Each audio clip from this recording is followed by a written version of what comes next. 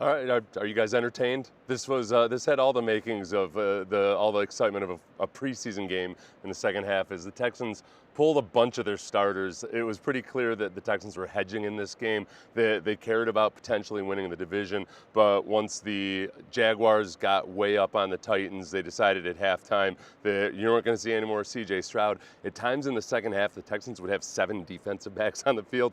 They had cornerbacks playing the Mike and Will linebacker when they were in base defense situations. Like, that's how much they were trying to protect a bunch of their starters. But I think the most entertaining parts of this game all involved Tommy Togiai. And we'll go into the second quarter where Texans had a lead at this point, 13-10. Danielle Hunter gets a strip sack, and you can see right there, is it moving forward? And no booth replay or anything. Everything was good. Everything was cool. And Henry To'oTo'o jumps on the ball. The very next play, C.J. Stroud comes in and takes it in himself. And I wondered in real time whether there was something botched about this, because you can see it almost looks like he either lost control of the football. We'll get to the explanation in a second. But I want to point out a couple things first. Watch his footwork as he comes out. And then he's maybe trying to give it to Tommy Togiai. Spoiler alert, he was. But he ends up having to pull it. But then watch Woody Marks, the running back to the right there, on the fly having to adjust, gets a block, and then Jaden Higgins to the right there gets a block as well, and CJ guns it in. And then finally, an explanation for all of that. Let's do this. CJ on the Togiai botched play afterwards. It was for Tommy. I felt. He was asked, was that for Tommy or was that designed that way? No, it was for Tommy. It was for Tommy. I felt bad because, like, it's always weird when you're under center and, like, they got some big boys over there. And I know he's a big guy. And he's breathing and, like, I'm like, I got to get out. Like, I don't want to get my foot stepped on. And so I, like, skipped out. And Gerard Leary was like, don't skip on this play because it's going to happen faster than you think. And so we only walked through. We didn't, like, get a live rip, I don't think. But so I didn't skip. And then I went back to, like, my human nature. And I skipped out and I missed him. I felt so bad. I went over there and did 5 push-ups for him. But I'm good, though. I'm good. We finished. He got his touchdown. Nobody can be bad at me anymore. But I'm just happy for my guy. I love Tommy. That's one of my Buckeye brothers.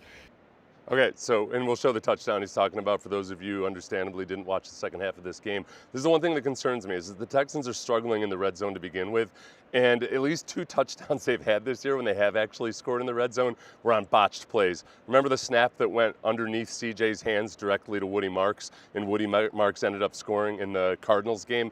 Like, this is not a precision operation that you can just say, well, hey, we just walked through it in practice, and But they won the game. They advance. They're going to have the 5 seeds, so they'll play either in Pittsburgh or Baltimore. By the time you guys are watching this, some of you will already know that after tonight's game. But to put a bow on the Tommy Togiai stuff, final play of the game for the Colts, Riley Leonard throws to Josh Downs. He's going to end up pitching it to Pittman. Pittman throws it back. And then Riley Leonard again. And then Tommy Togiai. Just go ahead and try to tackle him, big 71. Yep. Look, Tommy Togiai is one of the most popular guys on this team. I know he's way more popular with even more people after that because the in-game spread had gone down to 7.5 Texans at a certain point. And I know at least one of the people that follows me on Twitter said, hey, yep, you covered the spread for me. So you seal the victory and get all that. Watch some of the highlights. We'll watch some of the bad plays, and we'll start off with the Alec Pierce touchdown. This is when I don't want to beat my own drum, but I warned you people about this. Alec Pierce, when you don't have Kamari Lassiter in the game. Kamari Lassiter may have won MVP of the team just by virtue of him not being out on the field there. And then I'm trying to leave some room that maybe this, if you look up at the top, that this is Tremon Smith up top playing right cornerback. And I think he just thinks Alec Pierce is going to sit down on an out route. You know, it's the number 2 receiver would be who the safety is picking up if he went vertical, and they both plant right down there. And this is an awesome defense. If they don't have Kamari Lassiter and Derek Stingley out there, it would get hairy against good teams in the playoffs. And I think Kamari Lassiter, if this was a must-win game, and if it wasn't just for seeding or the division championship or what have you, he would have been out there. I think Nico Collins obviously would have been out there, but Jaden Higgins ends up having a nice day. This another Colts highlight and a little bit of a preview of what's to come later in the game was I noticed one thing about this play. If you want to watch Will Anderson here, these are one of these tough reads where he's got 11 coming at him, and Will's thinking, okay, is he trying to kick me out for the inside run? But Pittman does a nice job of veering around. Will bites on the run, and you end up getting a nice run out of Riley Leonard. This is if they end up facing the Ravens, for instance, and if Lamar Jackson is in any kind of shape to run. We remember the issues that they had with some of the dual threat combination of Lamar Jackson and Derrick Henry. And on the RPO game and the zone read game, all of that, they've got to be more disciplined. They've got to just sometimes not be so hyper aggressive. Will ends up making a great play later on. I'll play that one right now if I have it. Let's see. Oh, I don't think I have this. Here we go. We'll play this one just because he makes a great play being aggressive on this one, the tackle for loss. There's a touchdown immediately after this. I don't know why that circle's in there. That wasn't supposed to be. But if you watch, oh, I remember I was going to circle. If you see, looks like Josh Downs right there, number 2. Looks like he's going to block him, and what he's trying to do there. I saw that I recorded this on mute, so I don't know if JJ said the same thing I did because he did circle Downs. He's trying to make Will think that he's getting crack blocked there just long enough for number 84 there to come out and kick block him out, but Will doesn't bite on it. And you know, it's not always the defensive end that has the zone read responsibility or anything. So if they were all covered there, that ends up being a great play. Will had some really nice plays in the game today. Let's see, the second quarter, boot. We've seen the boot work a lot more lately. I hadn't noticed this. For one, Jaden Higgins, really nice catch. Really good relationship as he's moving across the formation there with CJ. Watch Higgins. He's right there on the left hash mark right now, and just watch him work. There's enough room between him and the sideline. Really nice there. But then watch Dalton Schultz, left tight end. So he's a left tight end. Gets a piece of that's nice. And then throws him. Good job, Dalton Schultz. That's some physicality. So what you're doing there, you're just trying to block him, and then release on your route. But he gets a little bit of extra mustard there.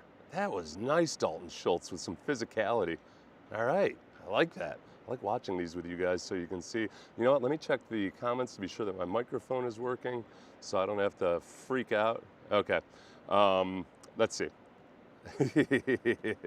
So the boot's good. The boot's really good. I'm not going to show Alec Pierce's second touchdown. I'll show Riley Leonard's again. Yeah.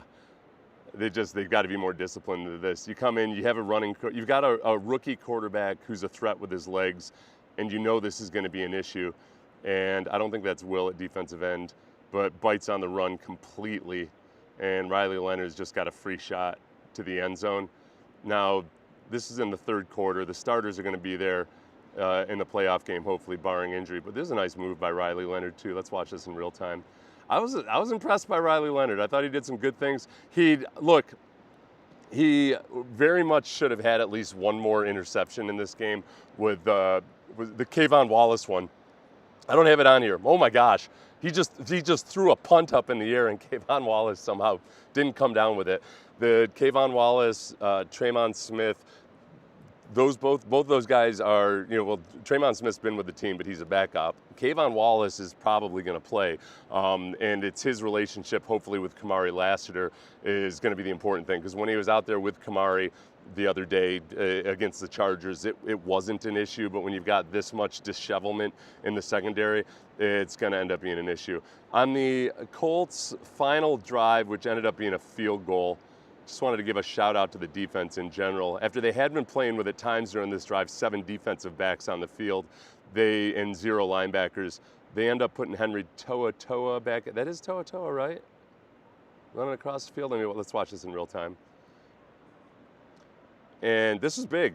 This ends up being really the game, because they stop him on third down, and the Texans end up driving. Apologies to Davis Mills, who did a really good job on that final drive. Davis Mills was 3 for 9 for 36 yards in the game, but on the final drive, they did what the Texans have been able to do in the fourth quarter when they need to. Some of these clutch first downs or a clutch field goal drive, not necessarily greatest show on turf or anything. British Brooks, I don't have any of his highlights in here, but British Brooks, really, really impressive performance, 4.8 yards per carry. I think British Brooks, potentially there's a future where he really turns into that hammer that you want in certain situations. Woody Marks also had 4.8 yards per carry. Jawar Jordan ended up leaving the game with an injury. I don't think he wasn't a healthy scratch, or at least that's what they said in the press box. One of the underrated positive breaks that the Texans got in this game was Alec Pierce down in that end zone there getting ejected for just some of the most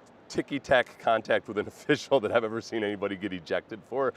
Alec Pierce was running roughshod over this team, and that was the big concern without Kamari Lassiter in there. And we know how capable he is of explosive plays. Having the full secondary back there, having Kamari Lassiter back there, basically, is hopefully going to make a difference. The second Alec Pierce touchdown, because I want to keep this, that ends up with Derek Stingley just having to track him in and then out, and but that was I'm not overly concerned about that. I don't know how you guys felt about their approach today, but they hedged. They were going to say, as long as the Jags might have a chance to lose, we're going to play our starters, and it didn't work out that way. But it didn't matter. They basically said at that point in the second half, I'm saying, all right, well, they're just saying we're okay with losing this game. And I'll credit the guys who were out there on the field for keeping it close and ultimately winning the game and then making it a 38-30 game because Tommy Togiai is an unstoppable force. But this is some really good luck. I will count my blessings tonight because in the second half, they had basically said we need to keep guys healthy. You can't rest everybody because you only got 48 guys active on game day, so there's going to be some starters playing out there. But as much as they could, they tried to get most of the full-time starters or anybody that was injured off the field as much as possible, on defense especially, and they still end up retaining the 5 seed. So whether you can choose your poison. The Ravens, the healthiest version of Lamar Jackson scares me, and we'll see what he looks like tonight more than Aaron Rodgers scares me. But the Pittsburgh Steelers defensive line, with their physicality and just some of the studs they have on their defensive line, that's been a problem for this Texans offensive line. They've improved in the second half of the season, but when it comes to going toe-to-toe versus really tough physical defensive linemen, the Steelers have more of them than the Ravens do. Realistically, I should say, hey, we want the Texans going versus the lesser of those two teams. And as Vegas would tell you, the Ravens are the better of the two teams. We'll see how it all plays out tonight. I'm excited about both of them. Very, very excited about both of them. And still retain a chance for home game, depending on what happens with the Chargers and the Bills in the second round. We'll see. We'll see. I'll get the press conferences done later. You can watch on KHOU tonight around 10:30 or 11 or so. I'm headed over that way right now.